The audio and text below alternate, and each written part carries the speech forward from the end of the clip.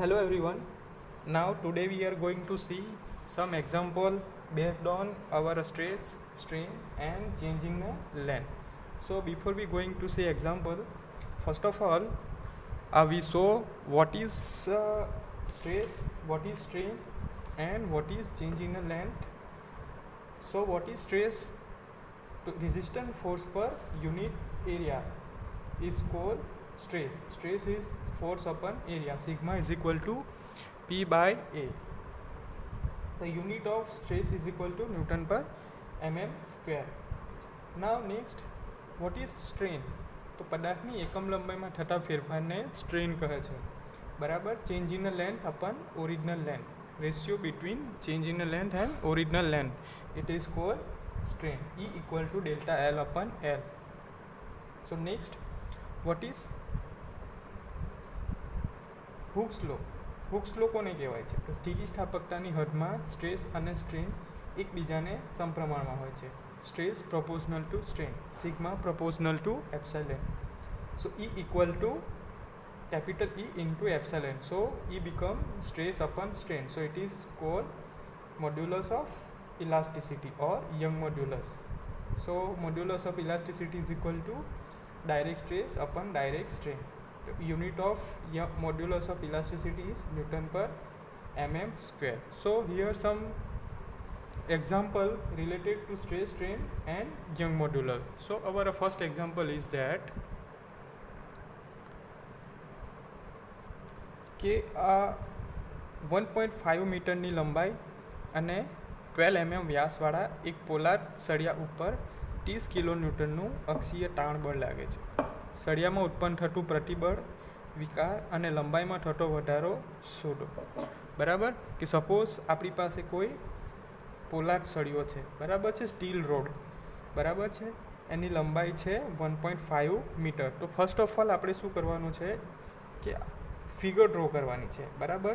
જે given data છે એને રિલેટેડ આપણે ફિગર ડ્રો કરવાની છે. તો પહેલાં એક પોલાદ સળિયો ડ્રો કરો લાઈક ધીસ.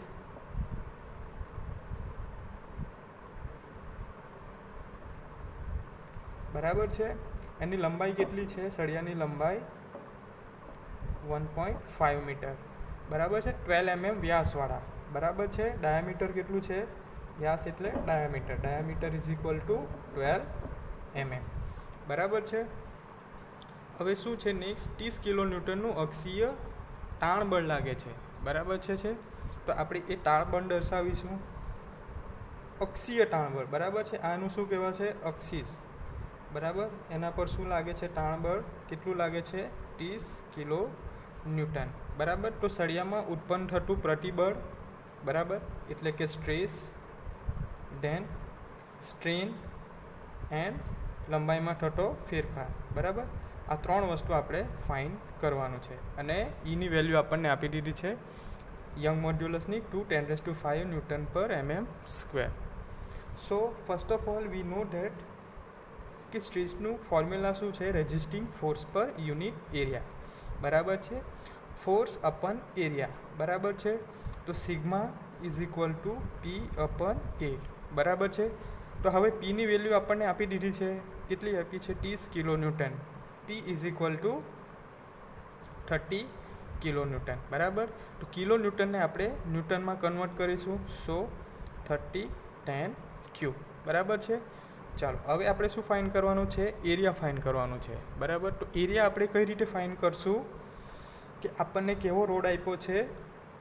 પોલાદ સળિયો. બરાબર છે. ડાયામીટર કેવું છે? સર્ક્યુલર. તો સર્કલનો એરિયા કઈ રીતે ફાઇન્ડ કરશું આપણે? π/4d². બરાબર છે. તો area is equal to π/4 into d². બરાબર છે. π/4 ઇન્ટુ ડાયામીટર કેટલું છે? 12. So it is 12². બરાબર. એને સિમ્પ્લિફાઈડ કરશું તો we get the area of the પોલાદ rod is equal to 113.09 mm square. એરિયાનો યુનિટ શું આવશે? mm square.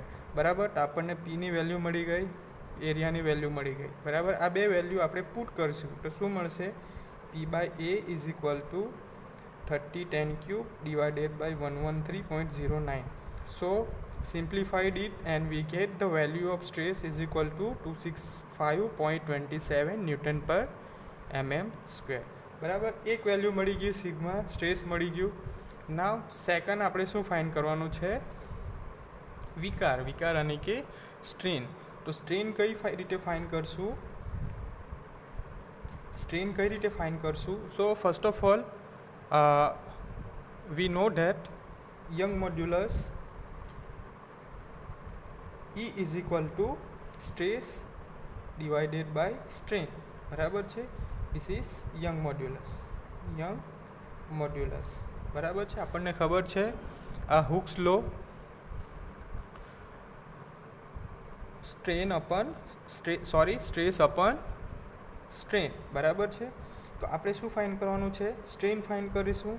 સો સબ્જેક્ટ શું થશે? Strain is equal to stress upon Young modulus. બરાબર છે. હવે સ્ટ્રેસની વેલ્યુ આપણને ખબર છે, જે આગળ આપણે ફાઇન્ડ કરી 265.27. યંગ મોડ્યુલસની વેલ્યુ આપણને આપી દીધી છે. બરાબર, 2×10⁵. સો સિમ્પલી વેલ્યુ પુટ કરો. Stress is equal to 265.27 divided by 2×10⁵. બરાબર છે. અને સિમ્પ્લિફાઈડ કરો. So we get the value of strain is equal to 1.326.10⁻³ બરાબર. So in this way we can find stress and strain.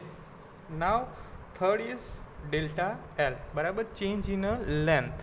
બરાબર છે, લંબાઈમાં થતો ફેરફાર ફાઇન્ડ કરવાનું છે. સો આપણને ખબર છે strain is equal to change in length upon original length. So change in length is denoted by delta L and original length is equal to L. So this is strain. બરાબર છે. તો strain E is equal to delta L upon L. આપણે શું find કરવાનું છે? Change in length delta L. તો delta L ને આપણે સબ્જેક્ટ બનાવીશું.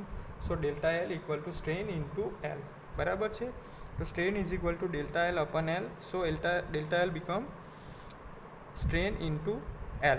બરાબર. તો સ્ટ્રેનની વેલ્યુ શું છે આપણે આગળ ફાઇન્ડ કરી?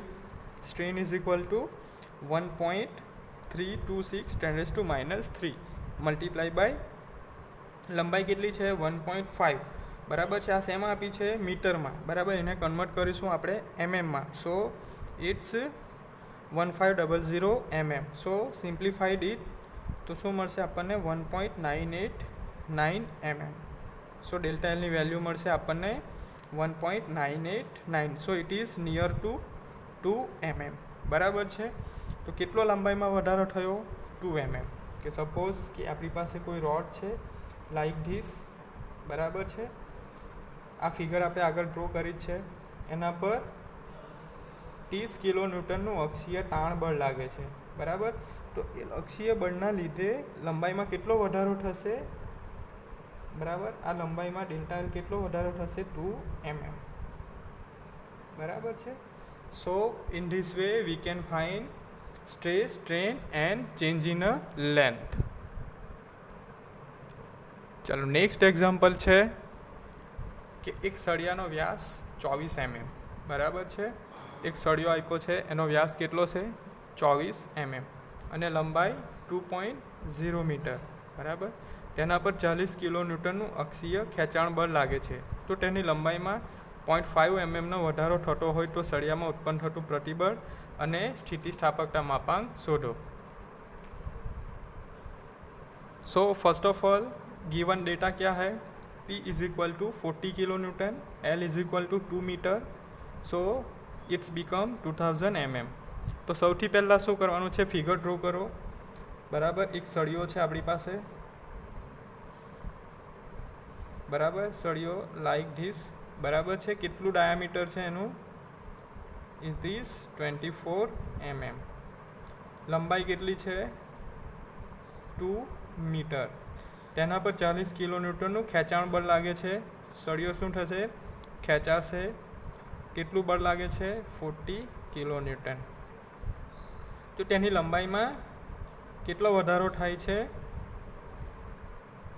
0.5 mm. બરાબર. આ ખેંચાણ પ્રીવિયસ એક્ઝામ્પલમાં જોયું હતું કઈ રીતે સળિયાની લંબાઈમાં વધારો થાય છે, બરાબર. અહીંયા આપણને આપી દીધું છે લંબાઈમાં વધારો કેટલો થાય છે, બરાબર છે. ખેંચાણ બળના લીધે સળિયાની લંબાઈમાં વધારો થશે. તો delta L is equal two કેટલું છે? 0.5 mm, બરાબર. તો સળિયામાં ઉત્પન્ન થતું પ્રતિબળ અને સ્થિતિસ્થાપકતા માપાંક, બરાબર છે. તો આપણે શું ફાઇન્ડ કરવાનું? સ્ટ્રેસ ફાઇન્ડ કરવાનું છે. સેકન્ડ, સ્થિતિસ્થાપકતા માપાંક યાની કે યંગ મોડ્યુલસ, બરાબર છે. બે વેલ્યુ આપણે પુટ કરવાની છે. તો સૌથી પહેલાં આપણે સ્ટ્રેસ ફાઇન્ડ કરીશું. તો સ્ટ્રેસ કઈ રીતે ફાઇન્ડ કરીશું? Force upon area. We know that sigma is equal to P by A, બરાબર. પીની વેલ્યુ છે આપણી પાસે કેટલી છે? 40 કિલો ન્યૂટન, બરાબર. એને આપણે ન્યૂટનમાં કન્વર્ટ કરીશું. So it is 10 cube newton divided by area, બરાબર છે. હવે શું ફાઇન્ડ કરવાનું છે? એરિયા, બરાબર. સળિયો આપ્યો છે, સર્ક્યુલર ડાયામીટર હશે. So we know that area of circular is equal to π/4 into D square. So π/4 into diameter કેટલું આપ્યું દીધું છે? 24 mm. સો 24નો square. So simplified and we become area. We can find area A is equal to 452.38 mm square, બરાબર. તો આ રીતે આપણને એરિયા મળી જશે, બરાબર. So P is equal to 40 10 cube જે આપણી પાસે વેલ્યુ છે, અને area is equal to 452.32 mm square. આ વેલ્યુને સિમ્પ્લિફાઈડ કરો. So we get the stress is equal to 88.42 newton per mm square, બરાબર છે. આ યુનિટ કઈ રીતે આપણે લખીશું? આપણને શું આપ્યું છે? 40 કિલો ન્યૂટનને આપણે આ ન્યૂટનમાં કન્વર્ટ કર્યું, બરાબર. અને એરિયા શું થશે? mm square. So stress is equal two newton per mm square, બરાબર. આ વેલ્યુ આપણને મળી ગઈ. સો નેક્સ્ટ યંગ મોડ્યુલસ, બરાબર. તો યંગ મોડ્યુલસ આપણે કઈ રીતે ફાઇન્ડ કરીશું? ઈની વેલ્યુ કે આપણને ખબર છે Young modulus E is equal to stress upon strain, બરાબર છે.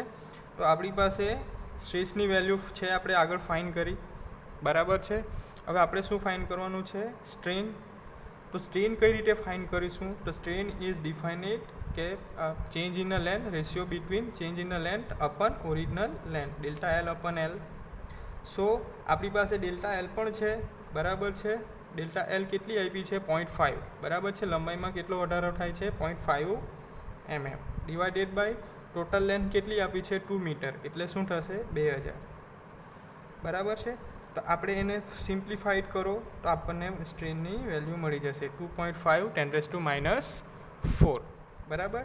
તો આ રીતે આપણને વેલ્યુ મળી ગઈ ડેલ્ટા એલ અપન એલ, યાની કે સ્ટ્રેનની વેલ્યુ મળી ગઈ, બરાબર છે. હવે આપણે શું ફાઇન્ડ કરું છું? યંગ મોડ્યુલસ, બરાબર. યંગ મોડ્યુલસ ફાઇન્ડ કરીશું સ્ટ્રેસ અપન સ્ટ્રેન, બરાબર છે. તો સ્ટ્રેસની વેલ્યુ આપણને મળે છે અહીંયા 88.42, બરાબર છે. આ વેલ્યુ આપણે આગળ ફાઇન્ડ કરી છે. અને સ્ટ્રેનની વેલ્યુ પણ આપણને મળે છે 2.5 10⁻⁴. સો સિમ્પ્લિફાઈડ ઇટ તો આપણને મળશે એક વેલ્યુ 35,3680, બરાબર છે. આ ન્યૂટન પર mm સ્ક્વેર, બરાબર છે.